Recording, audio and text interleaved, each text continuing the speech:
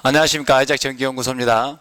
오늘은 전기력성과 전속, 전속 밀도를 알아보고 설명할 수 있다라고 얘기해봤습니다. 그래서 전기자기학을 공부하시다 보면 이런 개념들이 조금 혼선이 오고 듣고 나서 금방 잊어버립니다. 그래서 오늘은 한번 이 세 가지를 한꺼번에 한번 알아볼 건데요. 여러분들 한번 전기력선이라는 것은 초등학교 때 여러분들이 들어보셨나 모르겠습니다. 그리고 전기력선보다도 자기력선에 대해서는 여러분들이 자석 가지고 또 운동장에서 놀다 보면은 철가루를 가지고 아마 여러분들이 자기력선을 본 적이 있을 건데요.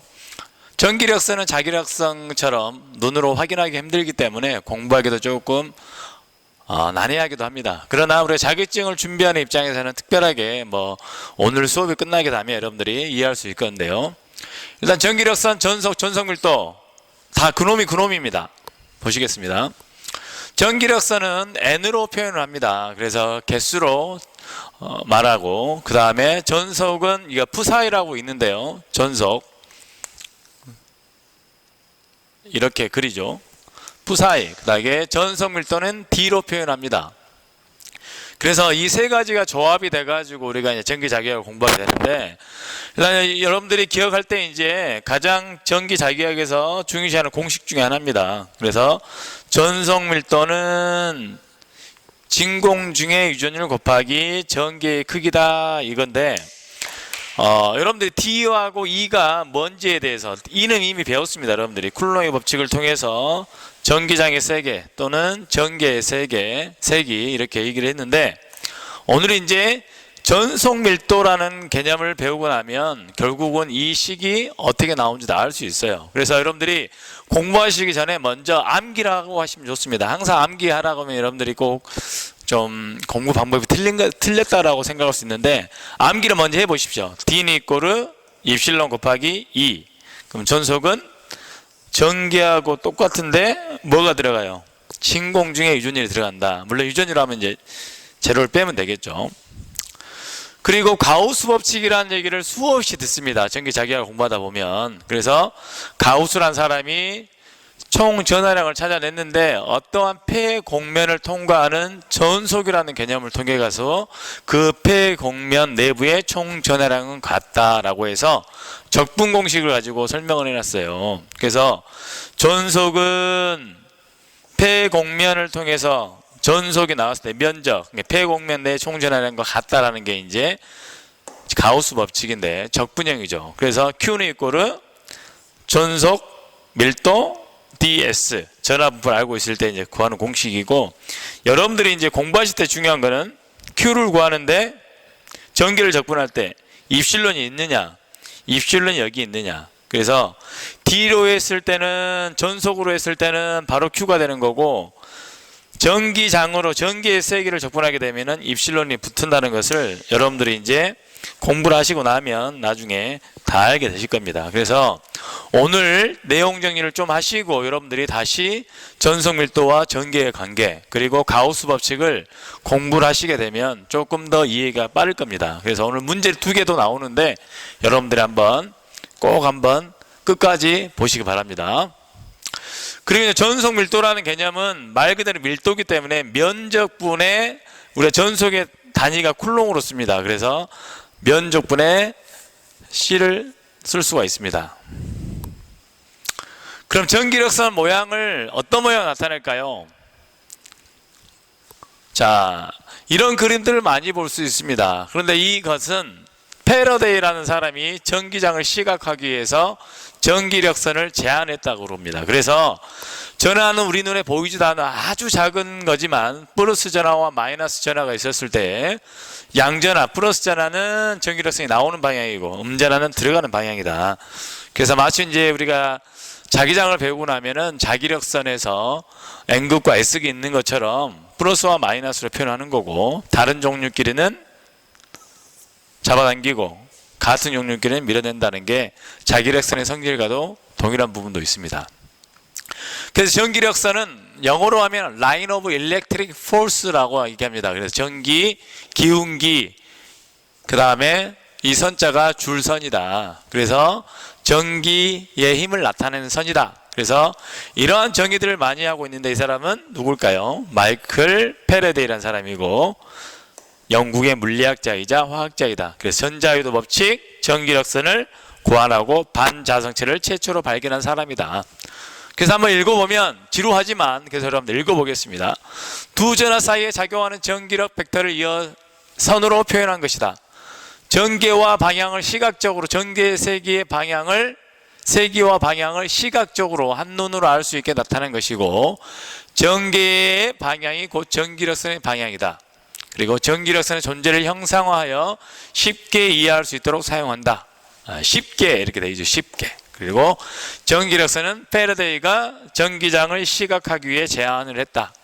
그리고 여러분들이 주의 깊게 봐야 될 것은 전기력선은 유전율에 의해 결정된다. 그래서 입실론은 입실론 제로 곱하기 입실론 S 이런 식들을 여러분들이 전기자기학을 보게 되면 발견할 건데 유전율이라는 개념이 나온다는 것이죠. 유전율 어떻게 정의를 하고 있어요? 전하를 가둘 수 있는 비율 또는 전하를 저장할 수 있는 능력 이렇게 얘기하는데 뭐 전매상수라고도 합니다. 전매상수, 중매쟁이, 그러니까 전하와 전하 사이의 어떤 중매쟁이 역할을 한다라는 개념으로 설명하고 있는데 어쨌든 입실론 제로 이렇게 표현하는 거고 전기의 세기는 전기력선의 밀도 즉 얼마나 촘촘한가를 나타낸다. 그래서 전기력선을 가지고 전기의 세기도 구할 수 있습니다. 전기력선을 다시 한번 정리하면 플러스 전하에서 시작하여 마이너스 전하에서 끝난다. 전기가 없는 곳에서는 전기력선도 없다. 전기의 힘과 방향을 나타낸다. 전기력선은 도체 내부에 존재하지 않는다. 그 다음에 도체 표면과 전기력선은 수직이다. 직교한다. 즉 표면에 삐딱하게 들어가거나 삐뚤어져서 나오지는 않는다.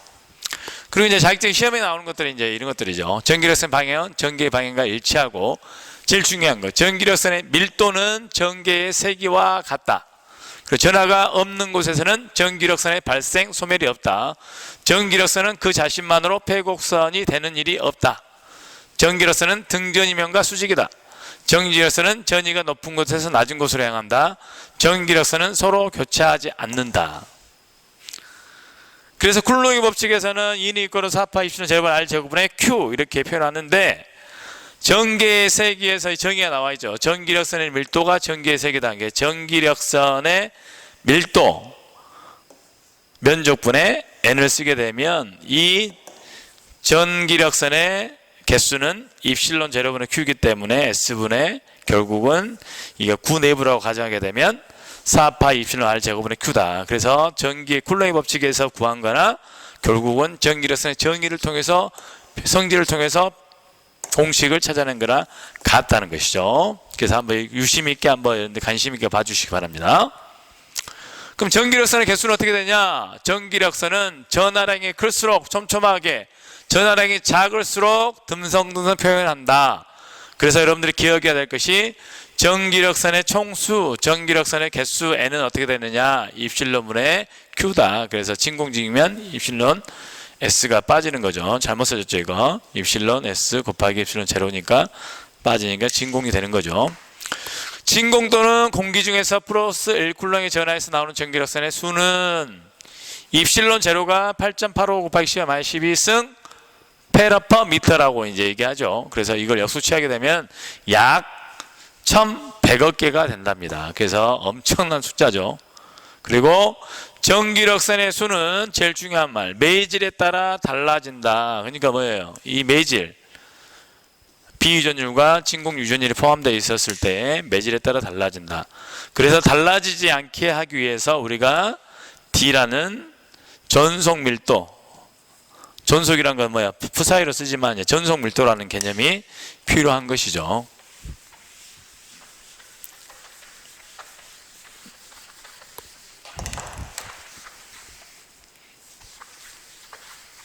오늘 잘 지어지지 않네요.